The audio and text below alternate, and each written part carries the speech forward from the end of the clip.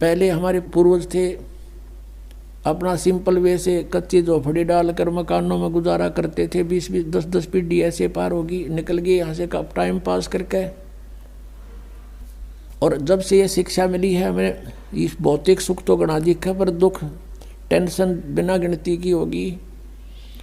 अब इसको देना अनिवार्य था नहीं, पहले परमात्मा ने ये विष आपके ऊपर नहीं आने दिया। अब इसलिए ये शिक्षा आपको इसको बहुत अच्छा मानते हैं, लेकिन अच्छा ये इस दृष्टिकोण से तो अच्छा है कि हम भगवान पहचान लेंगे अब बस, और बाकी डॉक्टर बन गए, इंजीनियर बन गए हैं, और कोई IAS IPS बन गए। ये तो पेट का रोला सारा, इसके लिए इसकी ज़रूरत हमने नहीं थी। अपना 2 रोटी चाहिए थी आराम से, और सिंपल वे से रहता वो जीव सुखी है। इन कोई भी सुखी नहीं प्राणी, चाहे कितना आप बड़ा अफसर हो, अधिकारी हो, चाहे मंत्री हो, चाहे मुख्यमंत्री हो, वो सुख नाम की चीज़ नहीं उनके पास, क्योंकि हमें पता नहीं। परमात्मा ने हमें बताया कि 21 ब्रह्मांड में सुख नाम की चीज़ नहीं है, कभी भूल लाग रही हो तुम्हारे। लेकिन ये शिक्षा जो मिली है इसका उद्देश्य ये है कि हम भगवान पहचान लेंगे, अपना पीछा छुटवा लेंगे और वहाँ चले जाओगे जहाँ जरा और मरण नहीं होता, वहाँ वृद्धावस्था नहीं होती, वहाँ पर मृत्यु नहीं होती। तो फिर हम वही ना रहेंगे, यहाँ क्या करेंगे? यहाँ जो कितना सुखी है आपके पास, बच्चे भी हैं, संतान अच्छी है आपकी, और खूब यहाँ संसारिक भौतिक सुख भी है। कल मृत्यु हो जा, भक्ति बिना अगले दिन गधा बन गया, बता चाट ले उस ठाठ ने जो छोड़ के चला गया, क्या काम आया आपके?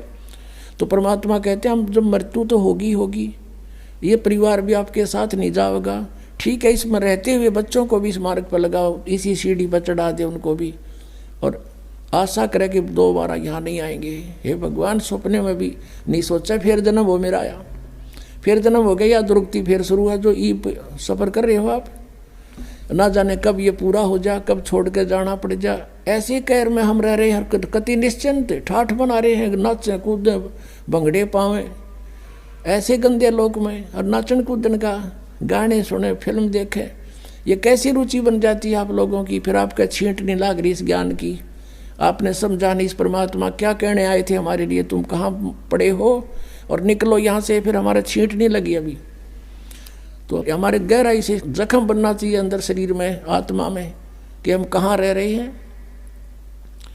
नानक साहब जी से पूछा था कि आप यहाँ हमेशा मायूस से रहते हो, तब उन्होंने कहा था भाई मायूस क्यों ना रहे, ना जाने यहाँ के बिजली पड़ जाए 1 मिनट में, ना जाने काल की कर डारे किस विध डल जा पासावे, और जिनाते सरते मौत खुड़कती उनानू केड़ा हंसावे।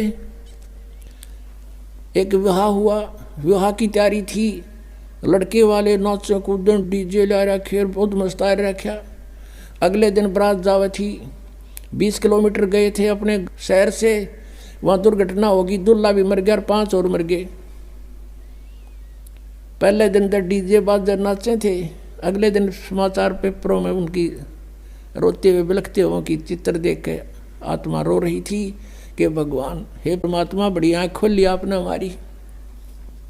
कहते ना जाने काल की कर डारे किस विध ढल जा पासावे, और जिनाते सरते मौत खुड़कती उन्होंने केड़ा हंसावे। 1 सेकंड का भरोसा नहीं के बिजली गिर जा और या नाचे कूद फंड करे, तो बिना ज्ञान के नशे में आदमी ऐसी गलती कर सकता है। कबीर ये माया अटपटी सब गट आन अड़ी, और किस किस ने समझाऊं या कुएं भांग पड़ी। तो अब ये भांग को उतारने का एंटीबायोटिक कैप्सूल, ये प्रवचन और ये ज्ञान, ये मंत्र रूपी औषधि आपको कानों के माध्यम से प्रवेश की जा रही है। तो इससे जब पता चलेगा, अध्यात्म ज्ञान से परिचित होंगे, तब हम सफल होंगे। अब हमने ये देखना है कि वो परमात्मा जिसकी हम खोज कर रहे थे और जिसकी लीला हम कहाँ मानते थे, वेदों में, गीता जी में और पुराणों में, तो अब वही सदग्रंथ हम खुद पढ़ रहे हैं।